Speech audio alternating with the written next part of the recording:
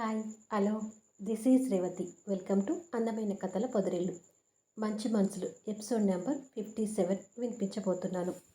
Vamsi divorce papers తీసుకుని లోపలికి వస్తుంటాడు. దివ్య బెడ్రూమ్లో ఉండి పిల్లోకి కవర్ తొడుగుతూ, వంశీ గారు అమెరికా నుండి వచ్చి ఉంటారా?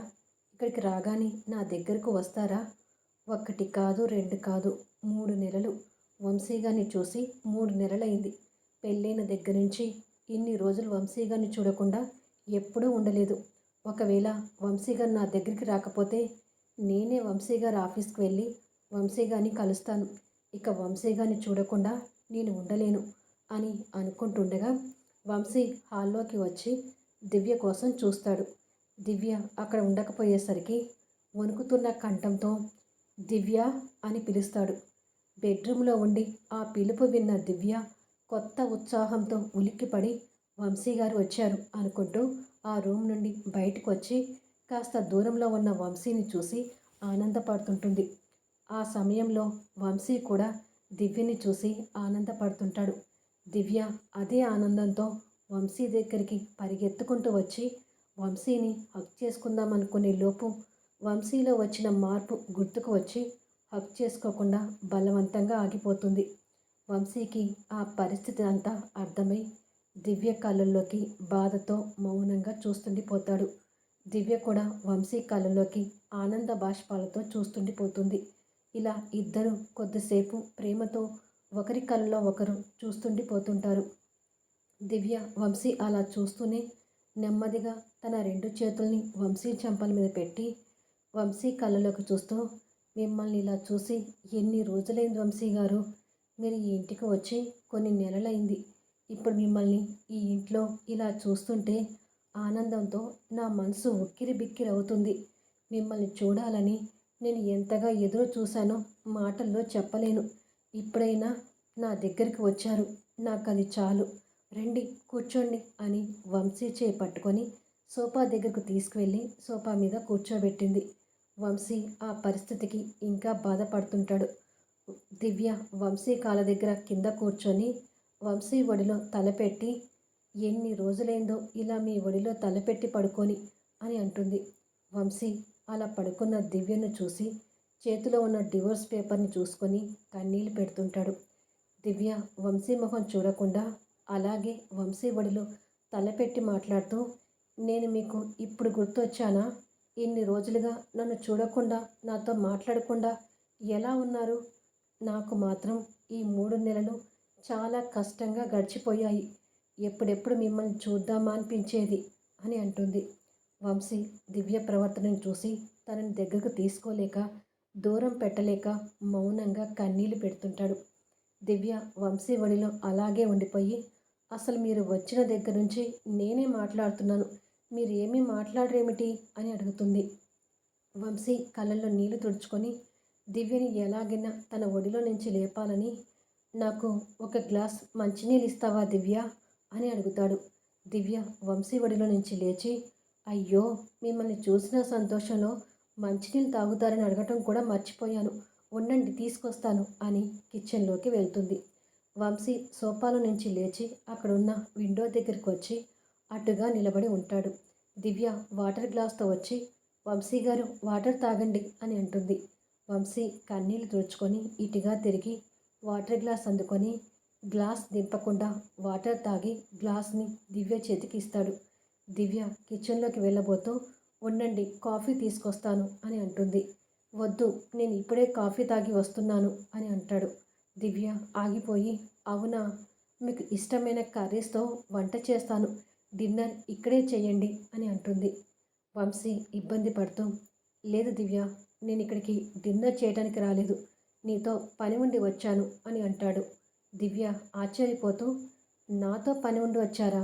నాతో మీకు ఏం పని ఉంటుంది అని వంశీ చేతిలో ఉన్న పేపర్స్ వైపు చూసి, ఇందాకటి నుంచి అడుగుదాం అనుకుంటున్నాను, మీ చేతిలో ఉన్న పేపర్స్ ఏంటి అని అడుగుతుంది. వంశీ ఆ పేపర్స్ వైపు చూస్తూ కాస్త ఇబ్బంది పడుతూ, ఈ పేపర్స్ మీద నీ సైన్ కావాలి అంటాడు. దివ్య మళ్ళీ ఆశ్చర్యపోతూ, నా సైనా? నా సైన్ ఎందుకు అని ఆలోచించి నవ్వుతూ, ఓ అర్థమైంది, నా చేత మళ్ళీ ఖాళీ బాండ్ పేపర్స్ మీద సైన్ చేయించుకోవడానికి వచ్చారు కదా. ఇంతకు ముందు కూడా అలా ఖాళీ బాండ్ పేపర్స్ మీద సైన్ చేయించుకున్నారు. అలా ఎందుకు సైన్ చేయించుకున్నారో చెప్పమంటే ఏవో కాకమ్మ కబుర్లు చెప్పి తప్పించుకున్నారు. కానీ ఈసారి ఖాళీ బాండ్ పేపర్స్ మీద నేను అస్సలు సైన్ చేయను. ఏం చేసుకుంటారో చేసుకోండి అంటుంది తమాషాగా నవ్వుతూ.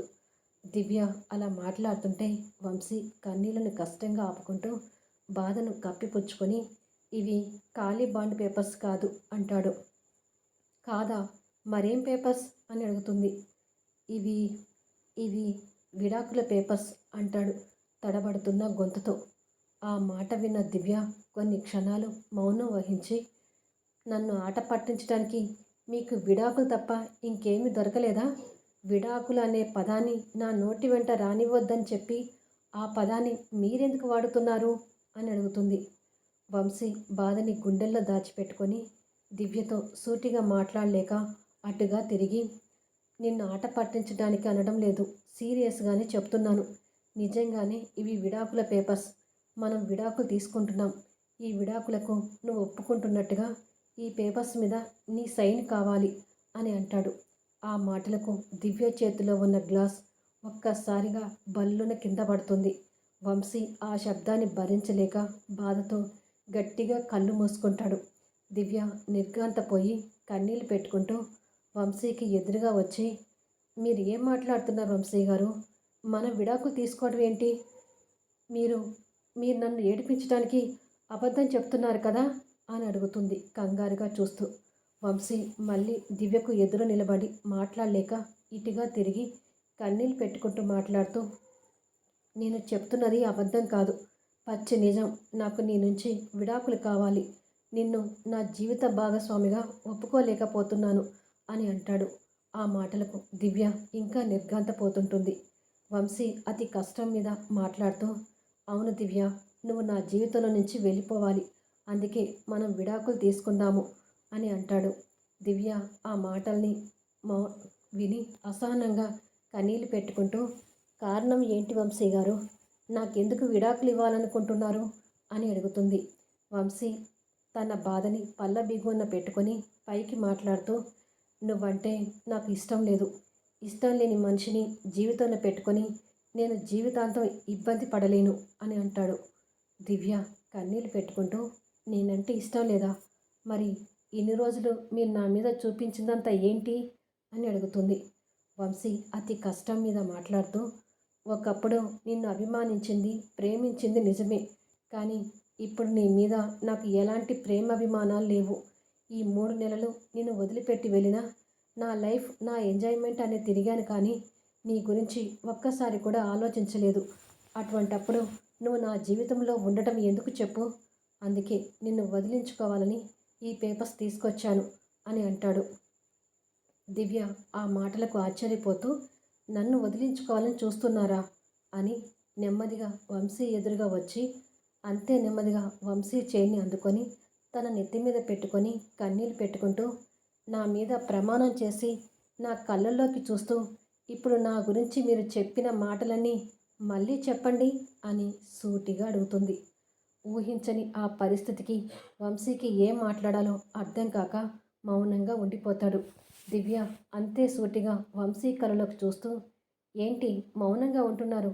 నేనంటే ఇష్టం లేదని, నన్ను వదిలించుకోవాలని మీరు మనస్ఫూర్తిగా కోరుకుంటున్నారని నా మీద ప్రమాణం చేసి చెప్పండి.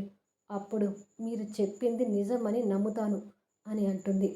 వంశీ దివ్య తల మీద చేయి తీసి దివ్యని సూటిగా చూడలేక పక్కకు తిరిగి, దీనికి ప్రమాణాలు ఎందుకు? నిజంగానే నువ్వంటే ఇష్టం లేకే విడాకుల పేపర్స్తో నీ దగ్గరికి వచ్చాను అని అంటాడు.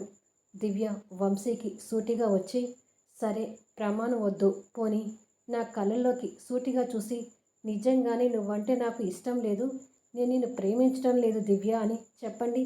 మీ మాటల్ని మనస్ఫూర్తిగా నమ్ముతాను అని అంటుంది. వంశీ అలా చెప్పాలని దివ్య కళ్ళల్లోకి చూస్తుంటాడు, కానీ చెప్పలేకపోతుంటాడు.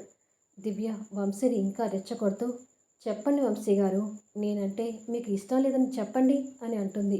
వంశీ ఇక దివ్య కళ్ళలోకి చూడలేక పక్కకు తిరిగి కన్నీళ్ళు పెడుతుంటాడు. దివ్య కూడా కన్నీళ్ళు పెట్టుకుంటూ మాట్లాడుతూ, మీకు నా మీద ఏ మాత్రం ప్రేమ తగ్గలేదని నా మనసు నాకు చెప్తుంది వంశీ గారు. ఇది నిజమని ఇప్పుడు మీరే నిరూపించారు. ఇప్పుడు మీరు మాట్లాడిన మాటలన్నీ మీ మనసుల నుండి వచ్చినవి కాదని నాకు అర్థమైంది. అందుకే మిమ్మల్ని ప్రమాణం చేయమన్నాను. మీరు నన్ను ఇప్పటికీ ఎప్పటికీ ప్రేమిస్తూనే ఉంటారని నాకు నమ్మకం ఉంది. మీ మనసులో నా మీద అంత ప్రేమ పెట్టుకొని మీరు ఎందుకు ఇలా ప్రవర్తిస్తున్నారో నాకు అర్థం కావడం లేదు. ఇప్పుడు మీరు విడాకులు కావాలని అడిగింది మామూలు విషయం కాదు. ఒక్క సంతకంతో మన మధ్య ఉన్న పవిత్రమైన అనుబంధం దూరం అవుతుంది. అంటే మనం ఒకరికి ఒకరం ఏమీ కాకుండా శాశ్వతంగా దూరం అవుతాము. ఇది తెలిసి కూడా మీ మనసులో నా మీద అంత ప్రేమ పెట్టుకొని మీరు విడాకుల పేపర్స్ మీద నాతో సైన్ చేయించడానికి వచ్చారంటే నాకు తెలియకుండా మీ వెనక ఏదో జరుగుతుందని నాకు అనుమానం కలుగుతుంది అని అంటుంది. వంశీ దివ్యని నమ్మించాలని చూస్తూ, అది నీ అనుమానం మాత్రమే, ఇక్కడ ఏది జరగడం లేదు. నేను నిజంగానే నీతో విడాకులు తీసుకోవాలనుకుంటున్నాను అని అంటాడు. మీ నోటి వెంట విడాకుల మాట వస్తుంటే నేను తట్టుకోలేకపోతున్నాను వంశీ గారు. మీ మాటలకు నేను చాలా బాధపడుతున్నాను అంటుంది కన్నీళ్ళు పెట్టుకుంటూ. వంశీ మనసులో మాట్లాడుకుంటూ, తప్పదు దివ్య, నేను ప్రాణాలతో కాపాడుకోవాలంటే ఈ విడాకుల పేపర్స్ మీద నువ్వు సైన్ పెట్టాలి.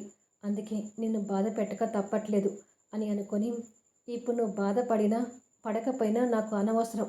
నేను ప్రశాంతంగా బతకాలంటే నాకు నీ నుంచి డివోర్స్ కావాలి అంటాడు కాస్త సీరియస్ నటిస్తూ.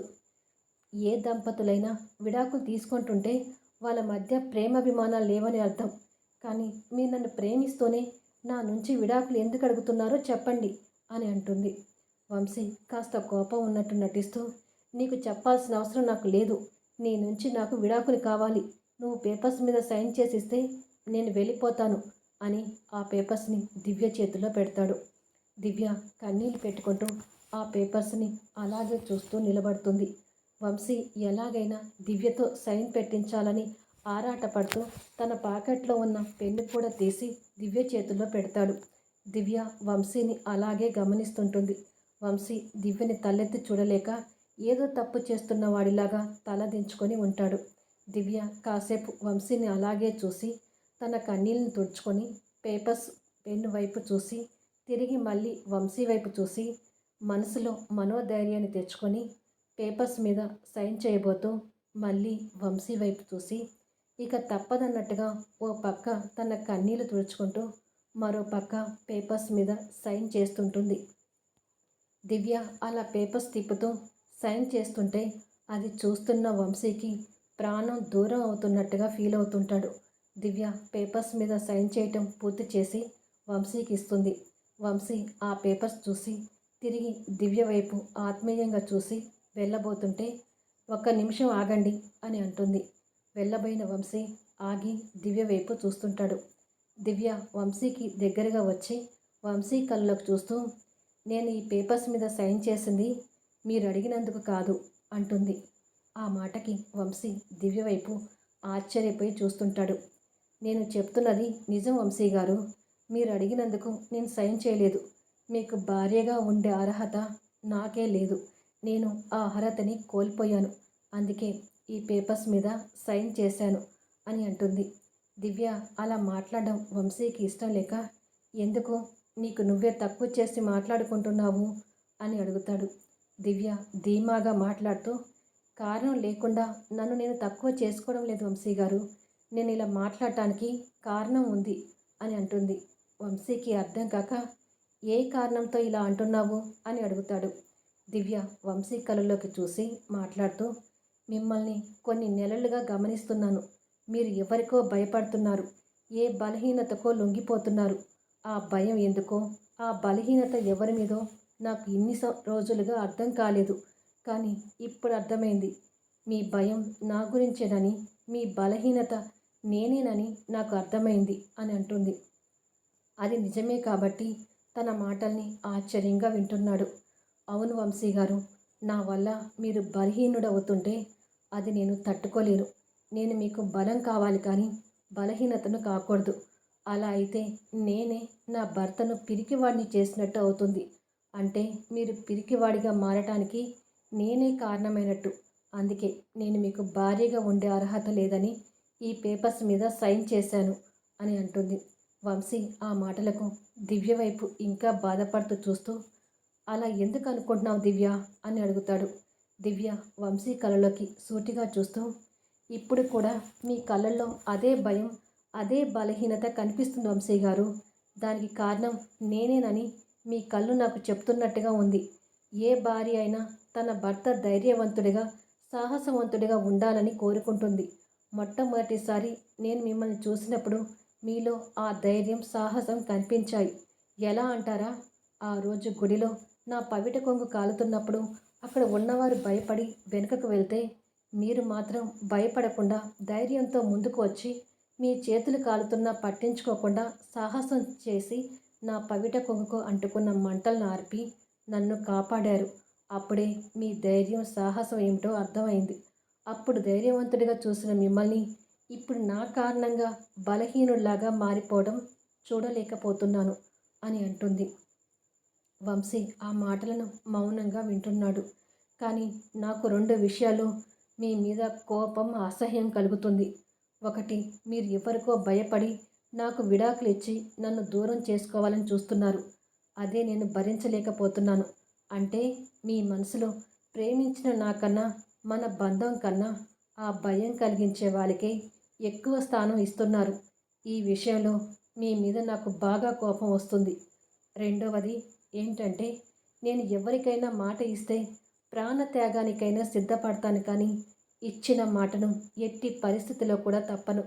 నాకెవరైనా మాట ఇచ్చినా కూడా అలాగే ఉండాలని కోరుకుంటాను. కానీ మీరు నాకు జీవితాంతం తోడుగా ఉంటానని మాట ఇచ్చి ఇప్పుడు ఆ మాటను తప్పుతున్నారు. ఇలా మాట తప్పేవాళ్ళంటే నాకు అసహ్యం కలుగుతుంది. అంటే మొట్టమొదటిసారి మీ మీద అసహ్యం కలుగుతుంది అని అంటుంది కోపంగా చూస్తూ. దివ్య నోటి వెంట తన గురించి అసహ్యం అనే మాటను వినడం భరించలేక వంశీ బాధతో కళ్ళు గట్టిగా మూసుకుంటాడు. దివ్య కన్నీళ్లు తుడుచుకొని, నా గురించి భయపడకండి. ఇలా జరిగిందని ఏ అఘాయిత్యమో చేసుకునే పిరికిదాన్ని కాను. నాకు మళ్ళీ ఒంటరిగా బతకటం ఈ 3 నెలల నుంచి బాగా అలవాటైంది. నేను ధైర్యంగానే ఉంటాను. మీరు ధైర్యంగా ఉండటం అలవాటు చేసుకోండి. ఈ రోజుతో మన మధ్య ఉన్న బంధం శాశ్వతంగా తెగిపోబోతుంది. ఇక మీరెవరో, నేనెవరో, ఒక పరాయి మగవాడు రాత్రివేళ నా ఇంట్లో ఎక్కువసేపు ఉండటం నాకు అంత మంచిది కాదు. దయచేసి ఇక వెళ్ళిపోండి అని అంటుంది. వంశీ కన్నీళ్ళు పెట్టుకుంటూ దివ్య వైపు అలాగే చూస్తుండిపోతాడు. దివ్య డోర్ దగ్గరికి వచ్చి డోర్ పట్టుకొని ప్లీజ్ అంటూ దారి చూపిస్తుంది. వంశీ ఇక ఏమీ చేయలేక పేపర్స్ తీసుకొని దివ్యని చూస్తూ డోర్ దాటి బయటకు వస్తాడు. దివ్య వంశీ వెళ్ళిపోగానే టక్కున డోర్ వేసుకొని అక్కడే కూర్చుండిపోయి ఏడుస్తుంటుంది. వంశీ కాసేపు ఆ డోర్ వైపే చూసి బయటికి వచ్చి కారులో కూర్చొని పేపర్స్ వైపు కోపంగా చూసుకుంటూ తిరిగి దివ్య ఇంటి వైపు చూసి కారు స్టార్ట్ చేసుకొని వెళ్ళిపోతాడు. రాత్రి 11 అవుతుంది. వంశీ ఓ పార్కులో నిర్మానుష్యంగా ఉన్న ప్రదేశంలో బెంచి మీద కూర్చొని చేతిలో ఉన్న పేపర్స్ వైపు చూస్తూ కన్నీళ్లు పెడుతుంటాడు. ఇక్కడ దివ్య కూడా జరిగిన విషయం తలుచుకొని ఏడుస్తుంటుంది. వంశీ దివ్య అన్న మాటలను ఒక్కొక్కటిగా గుర్తు చేసుకుంటున్నాడు. రాత్రంతా దివ్య మాటల గురించే ఆలోచిస్తూ కూర్చుంటాడు. అలా గంటలు గడిచి తెల్లవారుతుంది. వంశీ ఆ పేపర్స్ తీసుకొని మాలినీదేవిని కలవడానికి బయలుదేరుతాడు. కొద్దిసేపటికి మాలినీదేవి ఆ పేపర్స్ని ఆనందంతో తిరిగేసి చూస్తూ సంబరపడుతుంటుంది. వంశీ ఆమె సంతోషాన్ని చూస్తుంటాడు. మాలినీదేవి ఆ పేపర్స్ని చూస్తూ, గుడ్ వంశీ కృష్ణ, అనుకున్నట్టుగానే దివ్యతో విడాకుల పేపర్స్ మీద సైన్ చేయించి తీసుకొచ్చావు. నాకు చాలా సంతోషంగా ఉంది.